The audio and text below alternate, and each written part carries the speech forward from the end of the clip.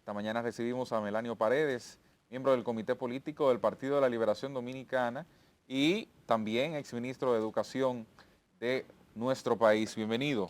Buenos días, Feliz Gracias. año. Felicidades, Cristian, feliz Loreni año. y mi antigua vecina, nueva estrella del programa. Y a Wilber donde quiera que se encuentre. Y naturalmente a los amigos de Despierta RD que siguen este programa Melanio, todas las mañanas. ayer el ministro de Educación decía, a iniciar por ese tema, por lo técnico, ¿verdad? Decía que había establecido la formación docente, el fortalecimiento del marco normativo y la construcción de aulas como los 3 pilares para este año 2023.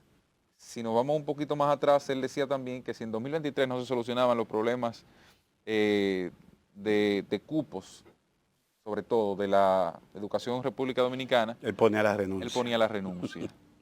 Y yo quiero que usted me analice en alguna medida ese planteamiento de inicio de año del Ministerio de Educación. Yo espero que él no retire la promesa que hizo.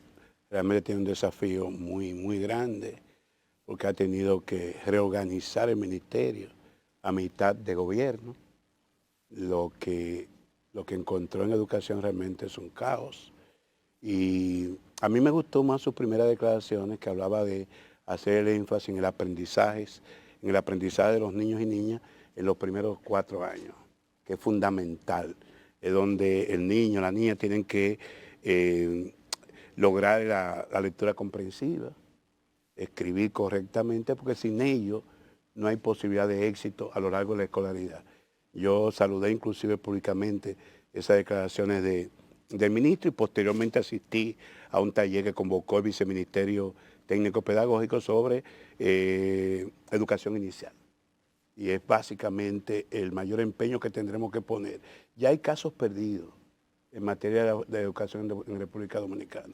Lo que no ha podido lograr un bachiller en sus primeros 8 años de estudio, no lo va a compensar ni siquiera durante su carrera universitaria. De manera que el énfasis hay que hacerlo en esos primeros años. Respecto al tema de la infraestructura, yo le caí atrás incluso durante mi gestión, cuando me salían unos niños debajo de un árbol o una escuela de tartaral en el interior, y le salía atrás para resolver esos problemas. Pero el problema no es solamente resolver esos temas coyunturales que se presentan, es necesaria una buena planificación en el corto y mediano plazo para resolver el tema de cupo. Yo pienso que lo más importante que hizo la gestión del presidente Danilo Medina con el 4% que se comenzó a aplicar en el 2013 fue resolver el tema de cobertura. Y ya a la salida en el 2020, el 94% de la oferta de primaria estaba perfectamente cubierta con las aulas construidas. Pero no podemos obviar de que hay escuelas que se construyeron en la década de los 50, de los 60 y los 70, que requieren mantenimiento constructivo importante o simplemente ser sustituidos. No podemos obviar que aquí hay un desplazamiento, una movilidad social desde la frontera, por ejemplo, pueblos que se han quedado prácticamente desiertos, donde hay instalaciones, escuelas que se han quedado vacías para polos, por ejemplo, como Verón o Higüey, donde hay un gran desplazamiento de la fuerza laboral y por consiguiente tú tienes que planificar en base a esa movilidad. Que tiene cierto grado de incertidumbre, pero aquí te forman un barrio.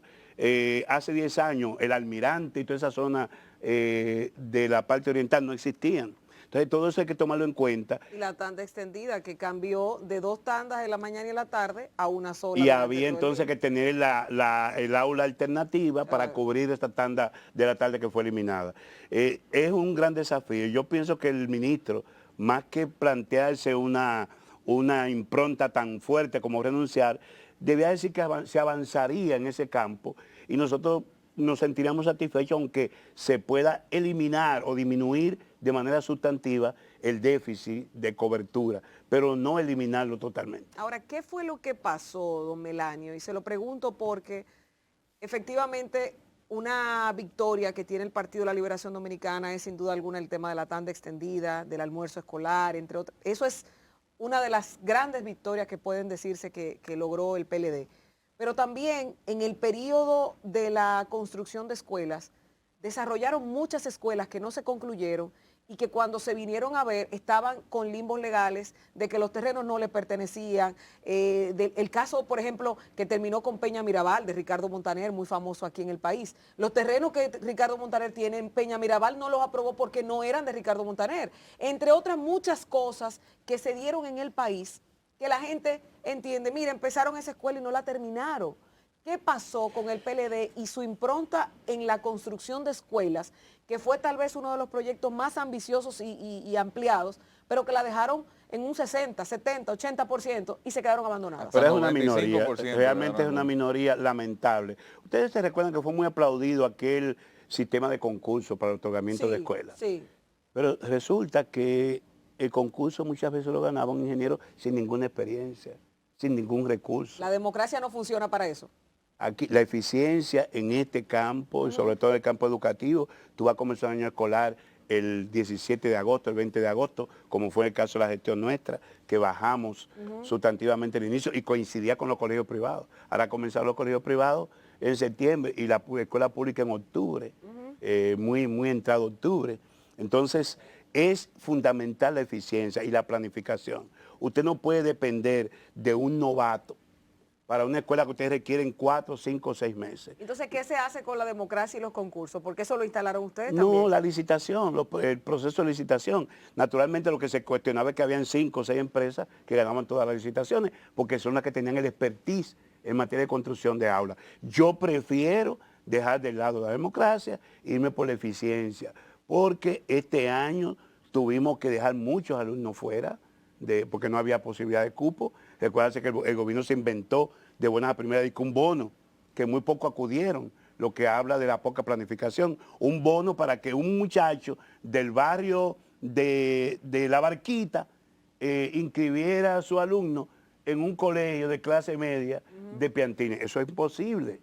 O sea, hay un tema del territorio, hay un tema sociocultural. Entonces usted no puede sacar a ese niño del barrio con un bono que lo tenga el gobierno y que el papá va a buscar donde aparezca un colegio para llevarlo, cuando implica eso también costos de transporte, desplazamiento y demás. No, sí es lamentable, esos casos tiene que buscarse una solución. Se ha hablado de unas 1000 y tantas escuelas que están en ese limbo, porque o bien se le entregó un inicial y el ingeniero se compró una camioneta o una jipeta, no invirtió, entonces no tenía cómo cubicar y eso se convirtió en un boomerang, se convirtió en un círculo pernicioso que terminó con el estancamiento de esas obras asignadas. Eso tiene que resolverse de alguna manera porque la infraestructura está ahí, el terreno está ahí y los contratos, correcto o incorrectamente, eso tiene que buscarse alguna solución. Se proyecta el 2023 como un año complejo económicamente, pero sobre todo un año preelectoral. ¿Cómo pronostica usted que va a ser el desempeño, el desarrollo del PLD para este año, sobre todo estando en la oposición y con una proyección obviamente menor a la al del partido de gobierno? Mira, el mayor riesgo que tiene República Dominicana en estos 2 últimos años, uno preelectoral y otro electoral, es que tenemos un gobierno patológicamente populista e indisciplinado. O sea, y se habla de la buena imagen. ¿Cómo fue? Repita eso. Se habla de la buena imagen del presidente Abinader, pero tenemos un presidente patológicamente populista. ¿Cómo va a ser? Y el populismo ha hecho mucho daño en América Latina. Ahí están los casos de democracia sólida como fue la del Perú o Ecuador, víctimas del populismo en que los presidentes de esos países de manera consecutiva embarcaron a esas sociedades. ¿Fue populista el declarar ayer? Señores, no generalmente los gobiernos tienen dificultades en pagar la nómina pública los primeros 2 meses del año. Sí, eso es cierto. Por un tema presupuestario, porque son los meses de peor recaudación. ¿Por qué? Si usted suma los feriados de enero, que tenemos Año Nuevo, Reyes, 21 de la Altagracia, 26 días de Duarte, suma la fecha patria que viene con el 27 de febrero, aunque no son feriados, pero están los días de Duarte y Mella, pero usted suma los feriados no laborables del primer trimestre del año y no hay país que supere a República Dominicana. Y entonces este gobierno se destapa porque es un gobierno que se mueve no por las necesidades específicas del país, sino por la brújula mediática. Parece que vieron una encuesta que la gente quería seguir viviendo romo el día 2, y entonces un decreto, señor, un decreto en un fin de semana, decretando el lunes como de feriado y no laborable. Es una barbaridad. Y lo lamentable de esto es que esto tributa al final, ¿eh? O sea, todas las encuestas pueden dar favorable la decisión del gobierno, pero al acostarse las palomas, ustedes verán los resultados de un gobierno que está asumiendo posiciones populistas, que está financiando un presupuesto con más de 360.000 millones de pesos en préstamos, que este gobierno en el año 22, al finalizar el año 22, tuvo un incremento de la deuda pública en más de 13.000 millones de dólares, a razón de 17 millones de dólares diarios, cuando en los 8 años de gestión del presidente Medina, la deuda aumentó en 19.000 millones. Esto en 2 años, en apenas 2 años, lo han aumentado en 13.100 millones de dólares. Es una barbaridad. Cuando un gobierno se complace con que los principales anuncios, y ustedes también se hacen eco, el crucero más grande del mundo tocó Puerto Plata. Bueno, ¿qué impacto tiene eso en la economía? Es importante con vista al desarrollo turístico de los próximos años, que encontraron una nave a 33.000 pies de altura, porque esa infraestructura, esas iniciativas no se inventaron ahora, viene de un proceso de fortalecimiento de nuestro turismo en los últimos años, en todas las gestiones del Partido de Liberación Dominicana, de manera que no me quieran tapar con un dedo todas las deficiencias que el gobierno tiene en otras áreas. Aquí prácticamente todos los ministerios se han quemado, y lo reflejaba la evaluación en el último año. Ahora el presidente sale como la gran estrella. ¿Se quema en qué sentido? En el desempeño.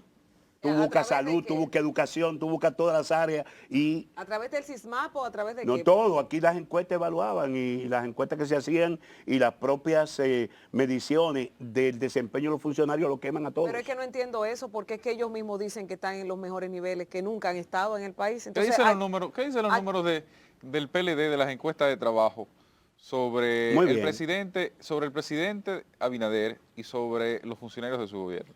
No es que decimos nosotros, se han publicado algunas de empresas públicas, hay un medio que está haciendo encuestas mensuales y en todas reflejan que los funcionarios están mal y que el presidente está bien, el director de la orquesta está bien.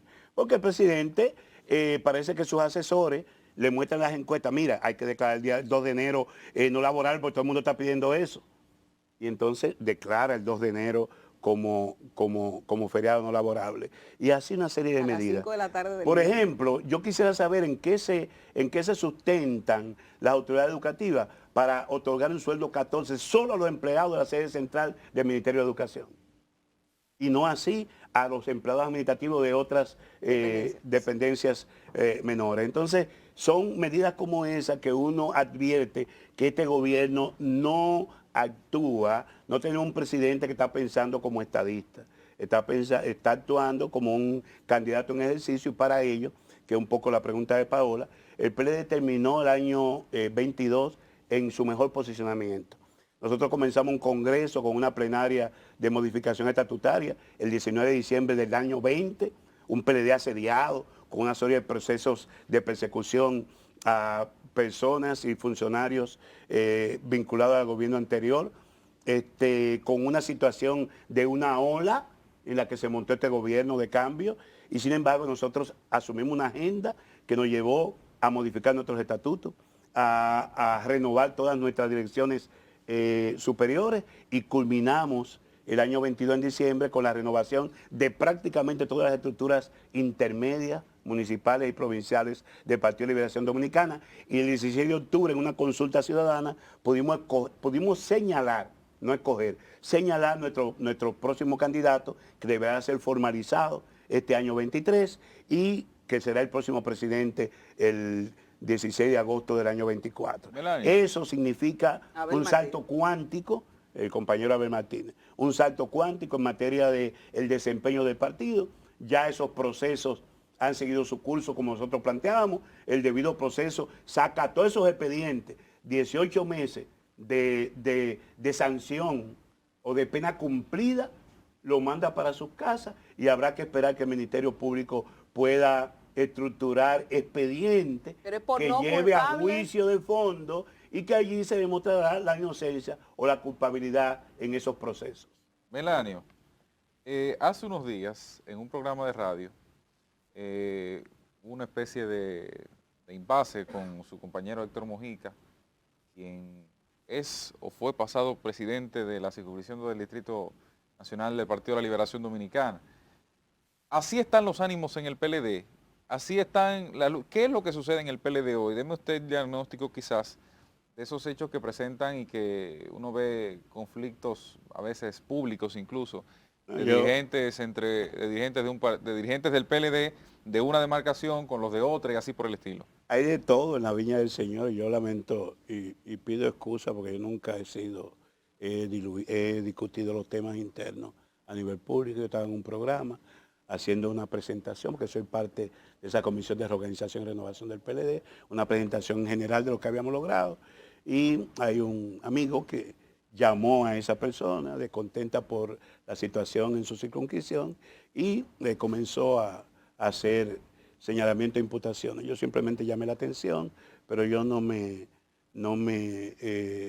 acostumbro a discutir estos temas. Eso tendrá su curso ordinario al interior del partido, pero yo no vuelvo a hacerme eco de esa situación. Pero a lo que voy es, el PLD, eso es un hecho aislado, es algo que ocurre. Definitivamente un hecho aislado. El PLD terminó su proceso sin mayores inconvenientes, sin mayores ruidos, y si había un ruidito, los tiempos pascueros se lo llevaron. Ajá. La Navidad arrasó con eso. Melanio, usted asegura que el 24, el PLD en el 2024 retornará al poder con Abel Martínez, ¿verdad? Estamos trabajando para eso. Están trabajando, o sea, Sí. no es una seguridad lo que mencionaba. Bueno, es una aspiración y trabajamos para lograrlo. Entonces, ¿en base a qué o qué razonamiento usted plantearía por la que el pueblo dominicano se inclinaría nuevamente por el Partido de la Liberación Dominicana? Que usted lo mencionaba cuando hacía su argumentación de que el pueblo se montó en la ola del cambio. Hace un rato usted mencionaba eso. Entonces, ¿qué cambiaría ahora de cara al 2024 para que la gente vuelva a la ola del Partido de la Liberación Dominicana y no se incline tal vez por otra opción? Que opciones son pocas, pero que no se incline por otra. Paola decía en su pregunta que este es un año complicado, y ciertamente es un año complicado. Hay una agenda electoral que terminó con un debate en el Congreso Nacional que obligó a la posposición del conocimiento de la reforma a la ley electoral y de partido.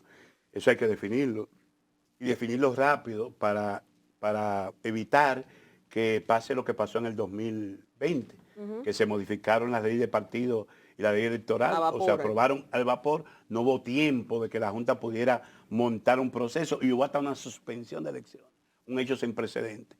Nosotros esperamos que ese problema pueda ser resuelto ahora, inclusive antes de cerrar la legislatura, que creo que al 11 o 12 de enero. Y de lo contrario, que pueda resolverse en este primer trimestre del año, de manera que una Junta que ha mostrado buena disposición para el trabajo tenga toda su normativa claramente establecida para poder organizar esos procesos del año 24. La partida usted sabe que eso no va por parte en este año, en esta legislatura por lo menos. Bueno, organizar con las actuales leyes, con una serie de ambigüedades y ambivalencias, pero habrá que hacerlo. Y estamos ante una recesión mundial, señores. La guerra de Ucrania parece que va a tomarse su tiempo. Hay una recesión económica en Estados Unidos, sigue subiendo la tasa de interés y aquí seguimos en el boom de las medidas populistas. Entonces, ¿qué es lo que esperamos nosotros?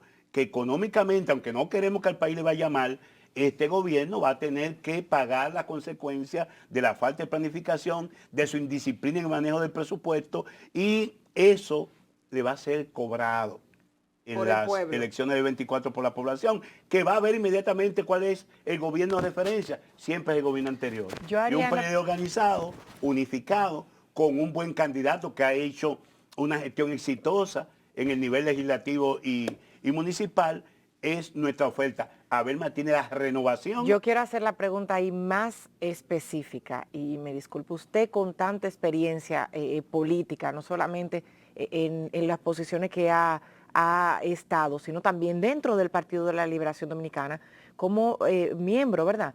¿Por qué la gente va a elegir a Abel Martínez?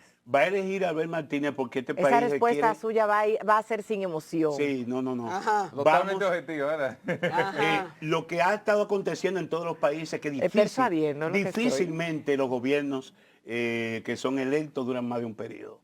Hay una tendencia continental por las propias situaciones de incertidumbre, la crisis mundial, la propia crisis de la pandemia que nos ha afectado y un gobierno que, insisto, no se ha manejado con planificación, ha sido indisciplinado. Eso va a cobrar al final en el año 24. Y Abel Martínez representa la renovación con un buen ejercicio, una hoja de vida a nivel de presidencia de la Cámara de Diputados, a nivel de alcaldía de Santiago, y República Dominicana requiere tener un partido con buen ejercicio y experiencia de gobierno y un candidato que represente la renovación. Melanio, gracias por habernos acompañado esta mañana Muchas en gracias, Despierta don Melanio. RD. Y bueno, más adelante habrán otros temas en el trajín de la campaña electoral que serán debatidos en este espacio. ¿A ustedes? Muy amable. Bueno, señores, hasta aquí Despierta RD. Mañana, si Dios lo permite, nos reencontramos a las 6 de la mañana por Telecentro, Canal 13. No le cambie. Mantenga la sintonía con los jóvenes de Activando la Mañana.